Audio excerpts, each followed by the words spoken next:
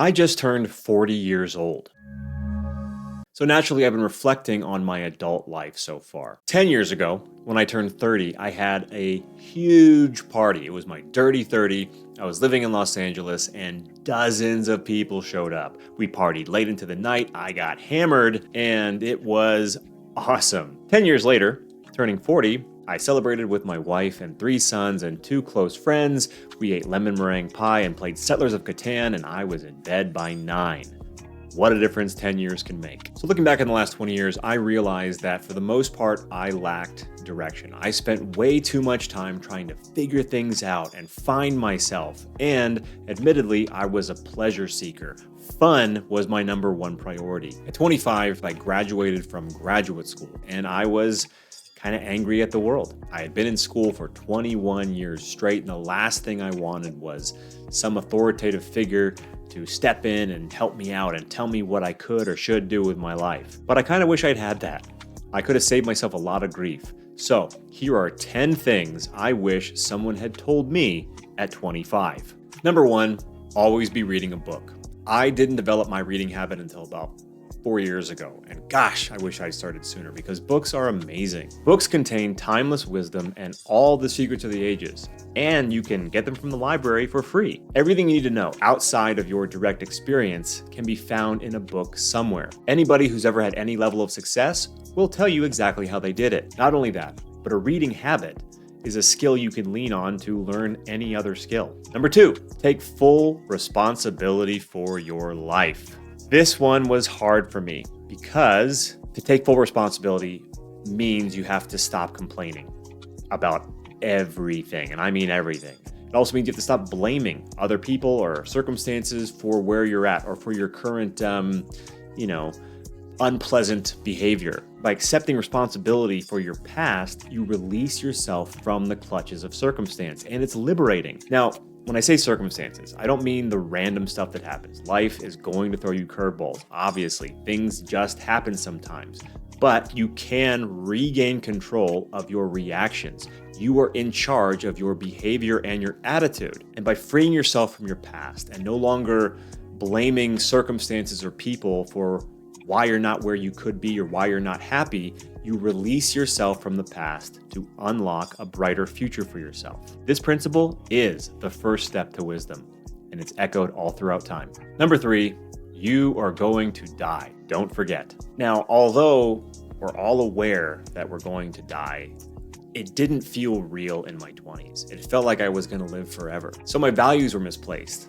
You think you have all the time in the world when you're in your 20s. So I didn't build towards something. I wanted to have immediate gratification and satisfaction for everything I did and everything I endeavored into. I experienced so much in my 20s and 30s, and it was awesome. But I also wasted time not building the life I want, which left me kind of scrambling with my back against the wall, feeling kind of desperate at times. And it was at age 34 that it really sank in. Like, oh, I'm not going to be young forever. In fact, I'm going to be dead at some point.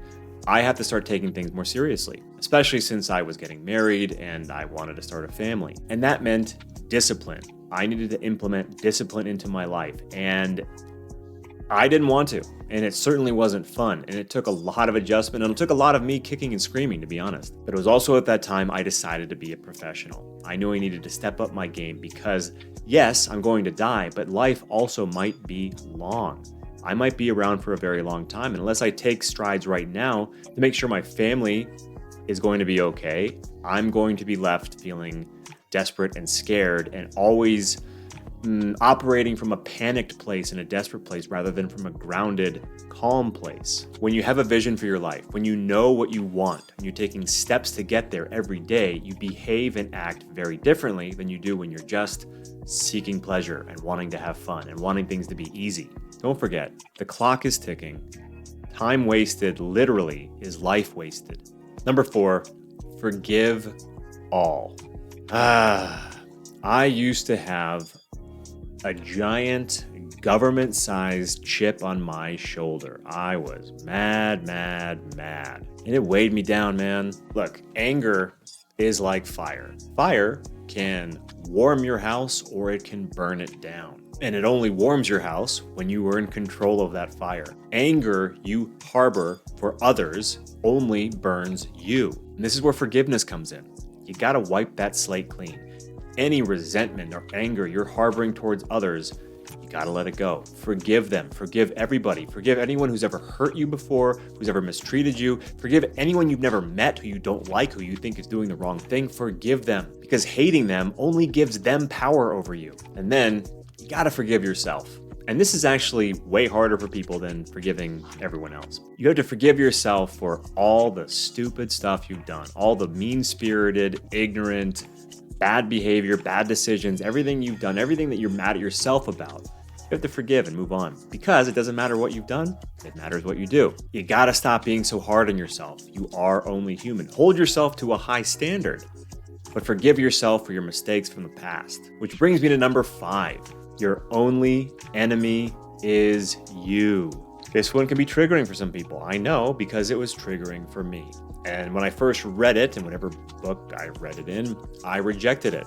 But then I started seeing the same sentiment echoed over and over and over and over and over again. So I thought, well, since I am open to perspective and I don't want to limit myself, I'm going to allow this in. I'm going to give it a shot. And yep, it's true. My greatest opponent is me. And he has lethal weapons at his disposal. Doubt, discouragement, indecision, procrastination. If you can slay those enemies, the sky's the limit.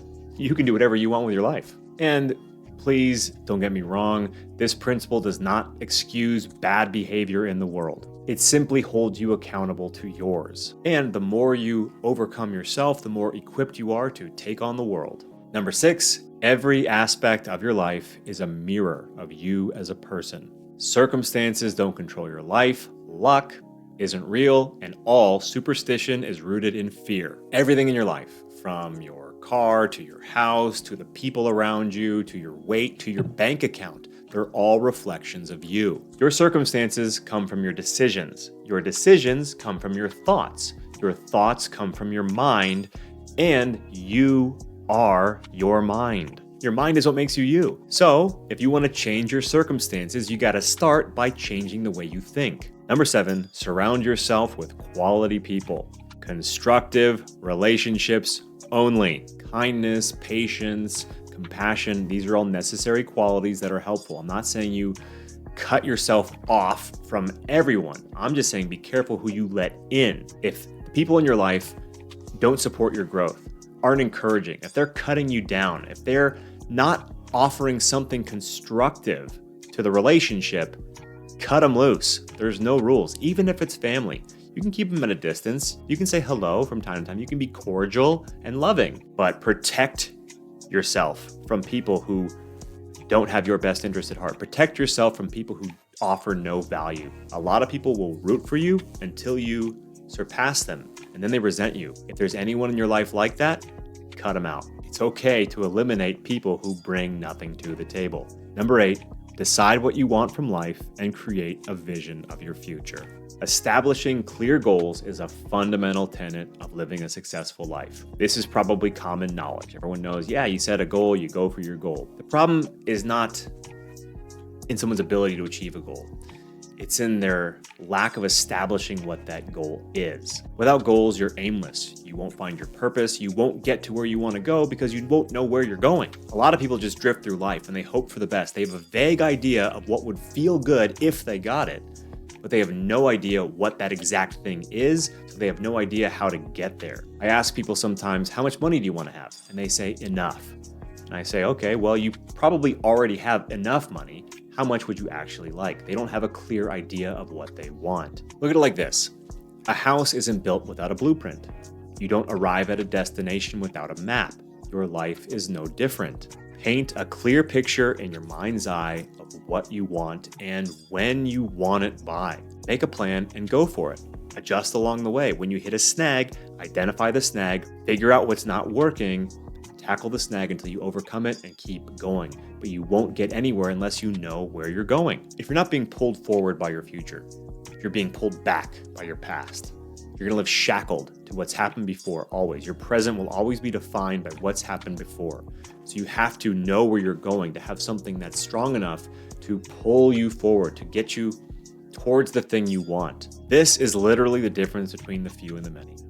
The few know exactly what they want from life, and they will persist until they get it. The many drift. They hope for the best, they find themselves frustrated most of the time, and the chances of them getting somewhere good are very slim because they've never identified what good is. With no clear goals, you have no clear destination. And with no clear destination, you most likely will be anxious, depressed, frustrated, and resentful. Number 9, your level of service determines your level of success. To get what you want from life, you have to be willing to give something in return. In my 20s, I was a taker, not a giver. I was constantly frustrated that I wasn't getting what I want because I wasn't willing to put in the time to figure out what I could give. If you're feeling frustrated, if you're feeling like you're not where you want to be in life, think about how you can increase your service to others. Ask yourself, how can I help? And if you commit to helping others solve problems, you're going to be successful. You're going to start getting for what you're giving. Which brings me to point number 10. You need help. You can't figure everything out on your own. I was fiercely independent. I was independent to a fault. I didn't want advice from anybody. I thought I can do this on my own. I can figure it all out on my own. And that took me pretty far. But we're limited by our own experience, by our own knowledge. And I think it comes from my general sort of distrust in authority. I didn't want anyone to help me. I wanted to prove that I could do it all on my own. And that only got me so far because I bottlenecked. I was bottlenecked by my own experience, by my limited knowledge. It wasn't until I finally said, I need help, and I sought counsel and coaching and mastermind groups that things started to make sense. My growth was exponential once I finally got some input. You can go pretty far on your own. You're capable of going actually very far, but if you want to take it to the next level, you gotta get some help because we can't see our blind spots. We don't even always know our own strengths. It's really hard to be objective about yourself. Mentors and coaches help you to see what you're missing, or they can recognize what needs to be leaned on and emphasized more. They offer you new tactics and approaches. I'm telling you, my life changed on a dime the moment I set my ego aside and asked for help. Learning from those who are a little further ahead than you, or from people who have done it in the past, gives you the leg up. And now I'm helping people do the same thing. My entire program, The Self-Reliant Way, is designed for me at 25. I created a curriculum for people who are contrarian-minded, nonconformists, who see beyond the veil, who consider themselves to be red-pilled perhaps, rabbit hole enthusiasts, people who are anti-government, anti-authority, who are willing to ask questions. This program is for you. And I've had great results with it so far because I created it for myself. I'm offering you what I've learned without the scars. And even though I designed it for me at 25, the program is good for anyone at any age. You can't be too young or too old to become self-reliant. It's never too late to excel. I'll leave you with a quote from one of the many books I've read in the past 5 years called The Traveler's Gift by Andy Andrews. In the game of life, nothing is less important than the score at halftime. The tragedy of life is not that man loses, but that he almost wins. You can win in life. Well, the next best thing, because we all die, so no one technically wins life, but the next best thing is fulfillment and a life well lived. And it's within your control. Circumstances do not define the outcome.